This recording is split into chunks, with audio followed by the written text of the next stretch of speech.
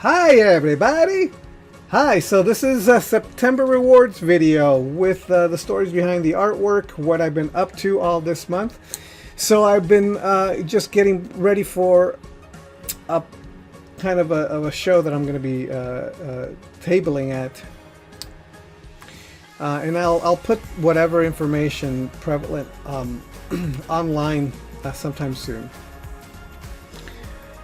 So but another thing I've been doing is I've been doing a lot of studying, just a lot of studying. And the studies I've been doing have been extremely helpful, and I've been doing a lot of painting studies, kind of keeping up with what I was doing last month. And I've been having a few more breakthroughs. One of the things that I've discovered this month is that I don't enjoy digital painting as much as I enjoy traditional painting.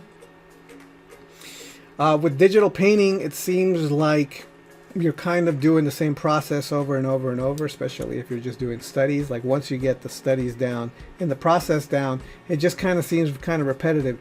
So from now on, if I do a study, it would have to be something that I'm really dying to do digitally, or a digital study, I mean. Dying to do it digitally, or I have a good idea for something that I want to do digitally.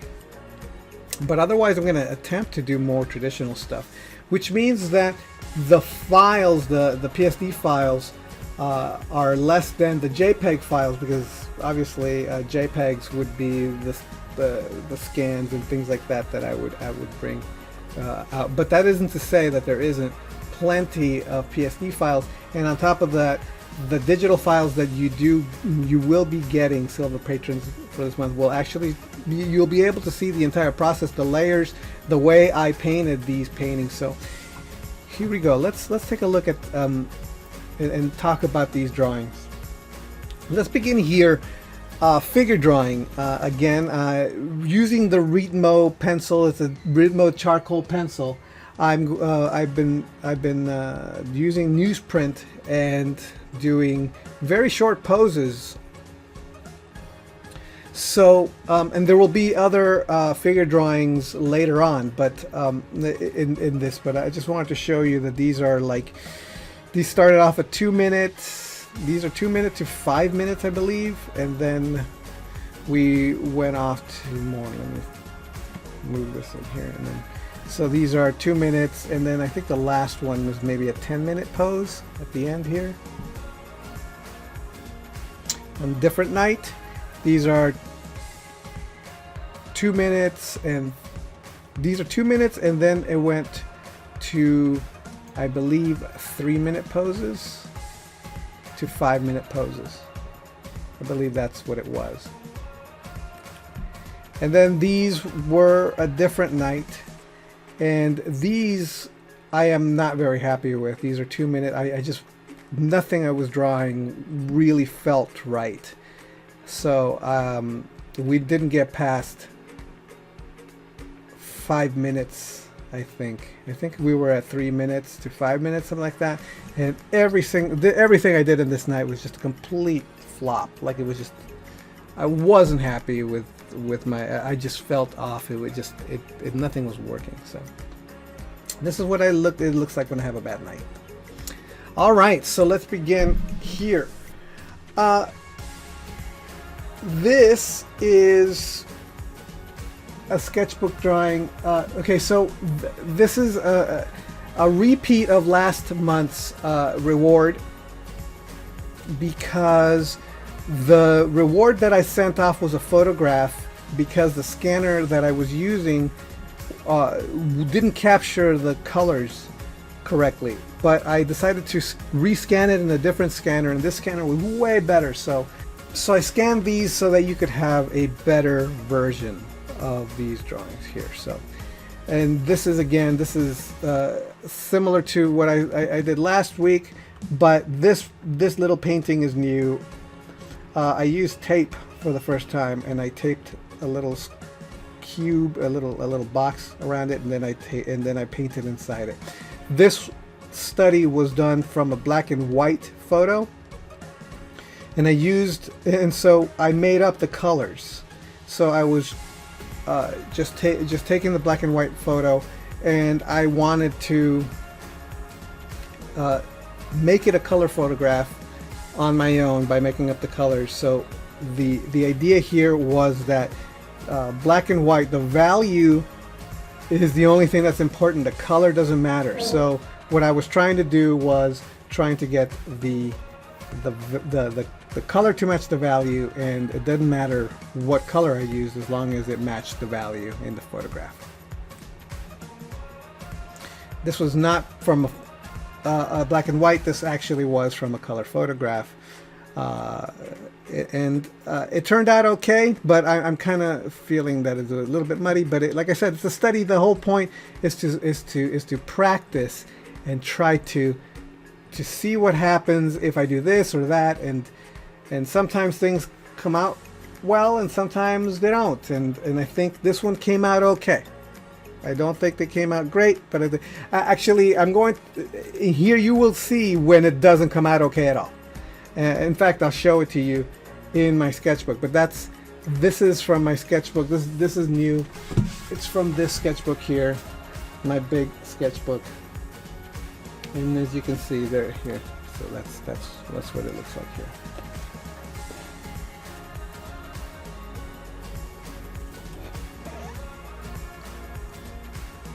All right, so this is a fake painting. Like when I say fake, I mean this is not something this is not the way I painted it. I painted a terrible painting, and I adjusted it in Photoshop. I am going to show you the actual painting. This is my sketchbook of flubs. This is I just kept on screwing up. I am going to fix this painting, and then I'm going to try again. And I'm going to use this digital version to try to match what I actually want. So here's the painting, the real one, right? Oh, right here. This is the print of the painting, so I could have but this is the original, and notice that I erased, like it was already painted and everything, but I erased the areas using water, just plain water in a paper towel, and I would wet it, and then I would soak it up with the water, wet it, soak it up with the water, and I did the same thing with here. And then when it just got to the point where like the paper was still stained, I actually took a Mr. Clean color eraser, and I erased the rest of it. The Mr. Clean magic eraser, I should say. And I erased. I'm trying to get the.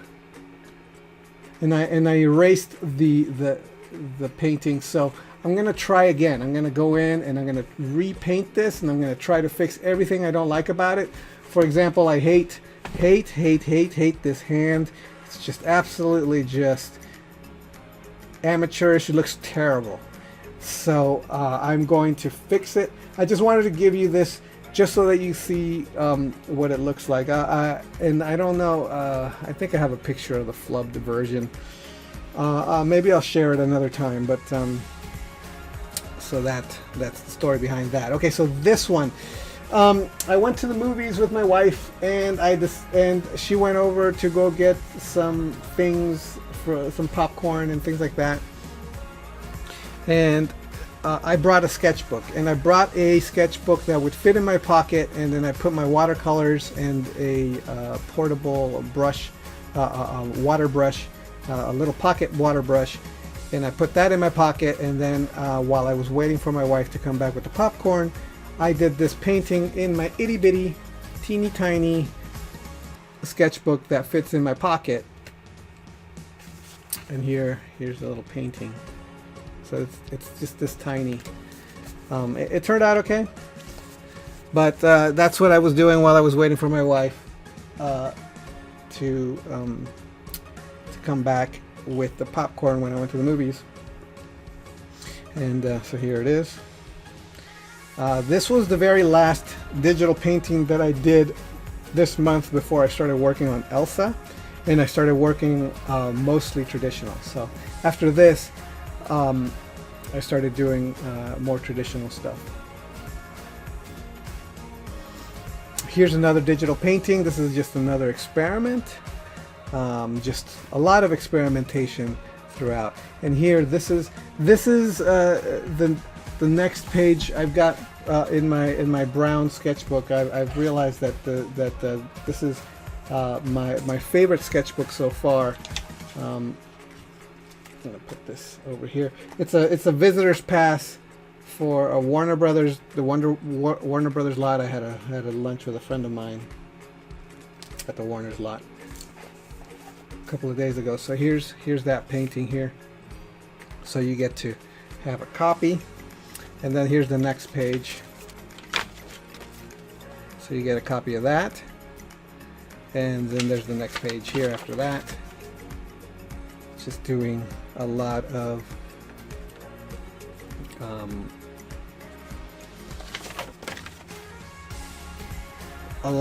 experimentation. And this painting actually, it turned out to be extremely helpful for drawing Elsa, because she has white hair and I didn't really know. It helped out figuring out how to paint Elsa's white hair in the postcard, which I will be showing in a second. And so far I just kind of have little sketches here that I am not releasing yet because I haven't finished them. So, and again, another digital painting and another one. So this was actually the first one of the month that I did, and then this is the second, and then this is another one from my flub. Okay, so once again, another flubbed painting, and there's nothing I can really do about it. The only thing I can do with this painting here is, and this, by the way, was the very first painting I did in this sketchbook. I forgot where I was when I did this. I was at home taking care of the kids, and I opened. Oh no, it wasn't that. This is why. See, so it's like 2 pages in. There's like blank, and then there's the front page, and then there's a painting here. I was somewhere where I didn't realize that I had missed the front page. So what is it that I don't like about this painting? The proportions are wrong. So you know how everybody's complaining about how every single time I draw something, the proportions are always off. The proportions are always off. I don't understand. How do you fix the proportions? Well, you know what? It happens to everybody all the time, no matter how long you're working. Sometimes your proportions come off wrong. And so this is an example of me getting the proportions wrong. Her head is way too big compared to her body. Like if you look at her head, like it's almost as big as her torso. And she should be much longer. Like this whole chest area should be longer. Like she just needs to. Her head just needs to be smaller. So it's a failed painting because the proportions are off. It's just weird looking. So it happens to everybody. It's just proportions, you know. Oh, here we go, Elsa. Okay, so here's the Elsa postcard that I finished. It is done with marker. So this was originally intended, and I will show you in the thumbnails, this was originally intended to be a watercolor. I have done a watercolor before. I did the Veronica on this paper. But it wasn't traditional watercolor. It was watercolor pencil. And I used an actual, real, live brush. I used my really crooked, ugly brush that I have right here to wet the watercolor pencils to activate the water. The problem is that when I did this at work or in the mornings, I had this. I only had a water brush on me when I was going to work on this postcard, and the water brush is more saturated with water, which means that the paper started to lift when I actually used water in a more saturated form, like a water brush instead of a regular brush. And so it started to lift and started to ruin the watercolor, the paper, and it just made it impossible for me to paint. And I will show you the thumbnails for this. But so what happened was, so I still wanted to do a painted look. So I went back to using marker, but I wanted to make it look like, I didn't want to ink it. I didn't want to have like a black line around it. I wanted to try something different. I wanted it to feel like a painting.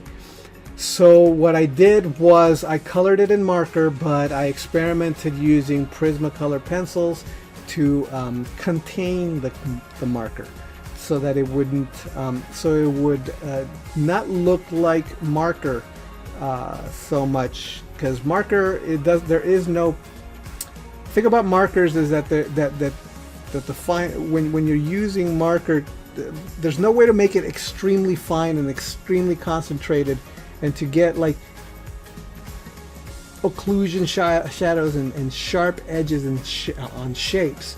So what the Prismacolor pencils did was it allowed me to give a contained shape to the marker.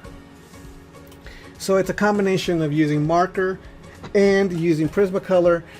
At the same time, the technique and the thought process that I was using when using the Prismacolor on the marker was the same that I would use in watercolor from all the watercolor studies.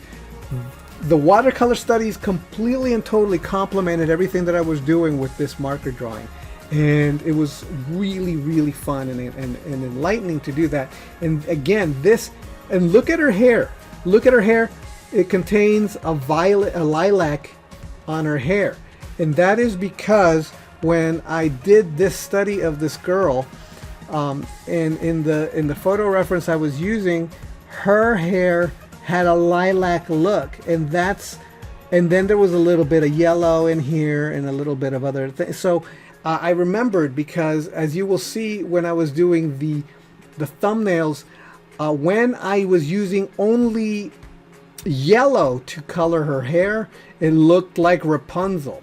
She looked like Rapunzel. These two, Rapunzel and the two leads in Frozen, they looked the exact same. They looked exactly the same. They have basically exactly the same face, or well, almost exactly. Like Elsa's nose is a little bit longer, but their hair shapes and eye shapes and their general look are so similar that the only difference, the only way that you could tell them apart really is that is their hair. So it's weird, because when I colored her hair, and then you will see it in the thumbnail sketches, she kind of looked like Rapunzel. So I was like, how do I make her? And so I was like, Elsa's hair is supposed to be white, and I kept on looking at the images that I was using to try to capture her, or my reference images, and I was like, well, it kind of looks a little yellow. It's supposed to be white. It's supposed to. So I just decided to do what I did in my sketchbook, which was make the lilac, as it gets darker, it turns more lilac. Add a little bit of yellow in there, because in the reference I was using there was a little bit of yellow. And then I left the white of the paper do the rest. Like, that's the white of her hair, and so it worked. It felt like white hair. And this was there was a lot of breakthrough moments doing this. I had a great time doing it. It was extremely fun, and I'm going to keep trying to do more and more of these kind of painted marker drawings for the postcards, because it was just, I had a blast doing this. And here's the pencil drawing that I did. So this is what you will see that I took this pencil drawing. It was in red, and then I reduced it to 15% opacity, and then I printed it out, and then I painted over it once it was ready to go. So that's why there's there's blue lines here. You could see that there's blue and all this other stuff. And by the way, this I actually just drew directly on there. I totally forgot that it existed here. So I was like, oh, okay, whatever. I'll just draw it here. So yeah, I had a lot of fun. This is the pencil drawing, and patrons will get the PSD file of this, so you could see my rough sketching and all that other stuff. Here are the thumbnails. So here's my attempt at the watercolor. So this is the approach I was going to take with the watercolor. There's some marker drawings on here because I later went in and just started trying to find out experimenting with this block, the color of the design. But this is all watercolor here. And then I realized, this is where I realized that the paper was terrible, and it was lifting, and it was just becoming a big mess. And so I said, you know what, forget it. And so here is the first marker drawing, and I forgot what it was that I didn't like that I was doing, so I quit this one and started over. And so this is what happens here. This is the more self-ink looking line. This line was more like as if I was really inking it. Like I had replaced a black line with a self-ink line, and that is not what I wanted. I didn't want it to look ink. I didn't want a line to be visible. I wanted it to feel as if there was a line, it was because the form was turning, getting darker and darker and darker until it became a certain dark that seemed like it was linear, but it was actually tone. So I decided against doing this kind of animated self-ink looking line, and this really just kind of looks a little bit more like an animated look. I wanted not to do that. So I went in here and I did this, and I said, yep, this is exactly what I wanted. Everything was working the way it was, but this is when I realized that she looks like Rapunzel. I'm like, she looks like Rapunzel, darn it. So then I did this last one, and then I figured out, okay, if I do this with the hair, this makes her look more like Elsa. All right, and there were like little things in here that were experiments that I did different here between these two to see which, since I was doing a brand new one, what would work best, etc. And this black eye was Prismacolor pencil, and originally I was going to do Prismacolor pencil for the black, but in the final version I actually used ink to get this black. So there you go. And then here, I don't know if you can see, it's barely visible, but if you could barely see it, but this is what you could see the line work in here, and it was really kind of tricky. I ended up having to go and do a very light pencil line in these thumbnails in order to make sure that I even knew what I had to the line within what lines I should color. Okay, let's move on. This is another figure drawing night, and I used a brush pen that I had, only exclusively just brush pen, no underdrawing. So this was a fun night. I had a blast. I don't know if these came out all that well. These are all 2 minute and 3 minute. I don't think we even got to 5 minutes, but these were a blast. I don't think I want to go to figure drawing and not use my brush pen for a while. I'm gonna just be using brush pen because it was just so much fun. It just felt so free, and I felt so like whatever the brush does, I'm just gonna go with it. It was really fun. And this was me experimenting at figure drawing with my watercolors. This night was just all color, just short poses, and it was a costume thing. And so I'm not happy with any of these, by the way. I just don't like the way they turned out. So, but it was an interesting experiment. And here's the third digital painting I did during the month. So this one, I like the way this one turned out. It was yet another interesting experiment. Actually, this came about because I downloaded a free digital program called Krita, and it's like Photoshop, and it's got painterly like brushes, and I just wanted to see what it was like. So I started the painting on Krita, and I ended up finishing it in Clip Studio Paint, because the one thing that I didn't like about Krita, it's a fantastic program, and it's actually, I highly recommend it. It's got stabilizing brushes, just like Clip Studio Paint. You could stabilize your so it doesn't get wobbly. You could play around with the stabilization. It also does vector and raster at the same time, just like Clip Studio Paint. But the one thing that made me stop using it in the middle of the painting, and I went back to Clip Studio, was the dropper tool.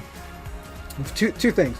The dropper tool in Clip Studio Paint is automatically on this button here. Like, you automatically, if you press the button, it automatically goes to the dropper tool, and then all you have to do is hover above the image, and it picks up the color. I don't actually have to tap.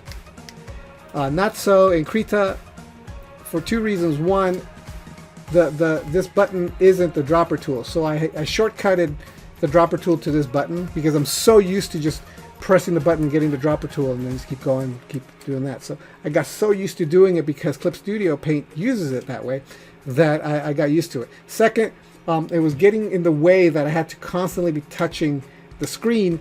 I wasn't used to it. I was just used to pressing the button, and it would just automatically just give me the color, because it would just pick it up without even touching. So that was another thing that I had gotten so used to doing that it was getting in the way. And then the other thing that made me kind of almost rage quit was that even when I pressed the button and touched the screen, it wouldn't pick up the color right away. I had to like wait like a fraction of a second, or wait, or tap it twice, and then I would because I would go tap, and it wouldn't do it. Tap, tap, tap, tap, tap, and then I would, and it was it slowed me down. It was just taking too long. It was that slight lag was enough for me to go, so you know what? I like this program. It's fantastic. I highly recommend it for anybody who doesn't have Clip Studio Paint. But for me, I'm going to stick with Clip Studio Paint when it comes to this sort of thing. The one thing that Clip Studio Paint doesn't do that every other program seems to do is Clip Studio Paint doesn't open GIFs, doesn't open GIF files, and it doesn't open PDF files. But Krita opens GIFs and PDF files, so I'm going to keep it around because I do like the program. I think it's a great program. So this was actually a painting that I did only to experiment with Krita, but I ended up finishing it off in Clip Studio Paint.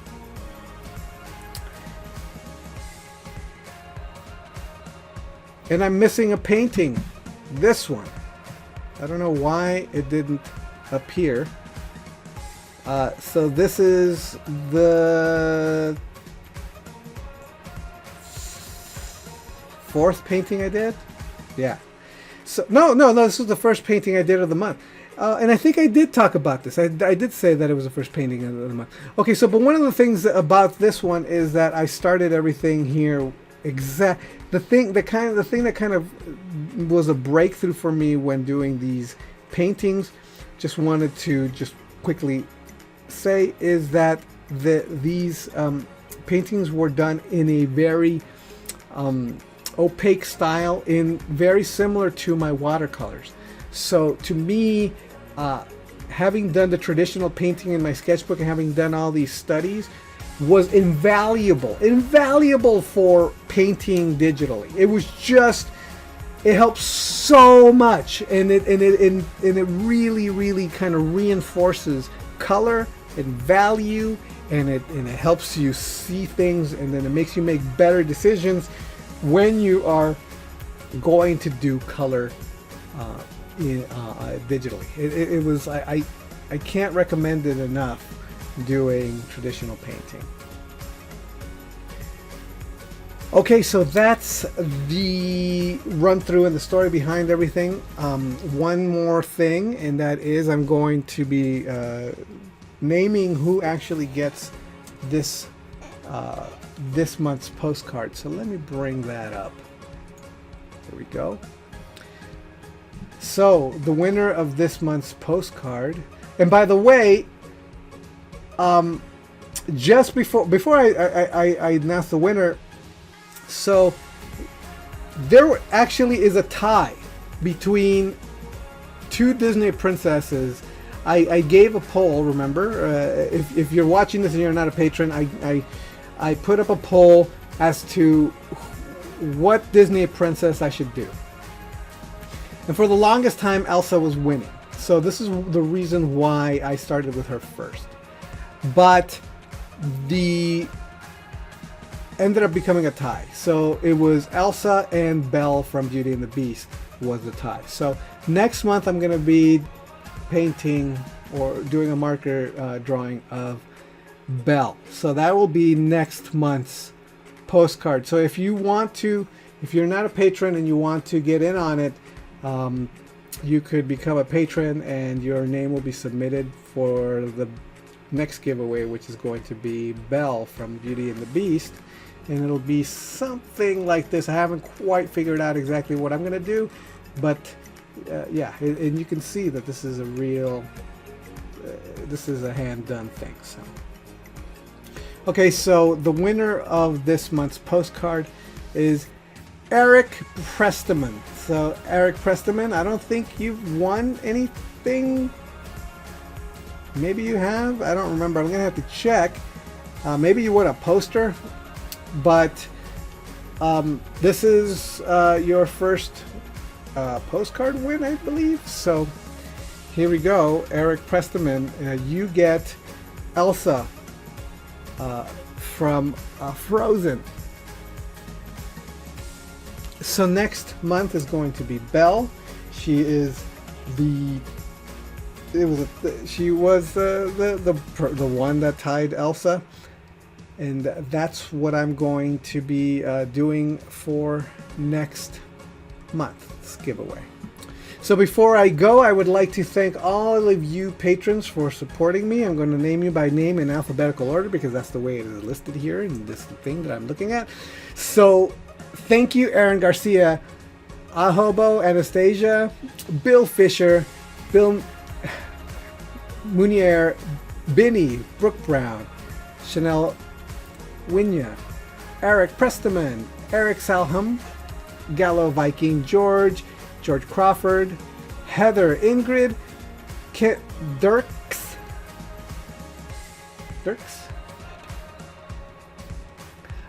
Crunch Lynn, Madeline Dupreez, Mary Chorowitz, Michael Rasmussen, I'm sorry, Michael Rasmussen, Nathan Siebold, Rain, Shopping for Dubes, Sterling A. Brooks, Steve Howard, Steve R., Tamara M. Cotton, Tim Bazarath, Ulf Meyer, William Bell, and Young Stormlord. Thank you so much for your patronage. I'm extremely grateful for it. Thank you so much. And I will see you all next time. All right, bye.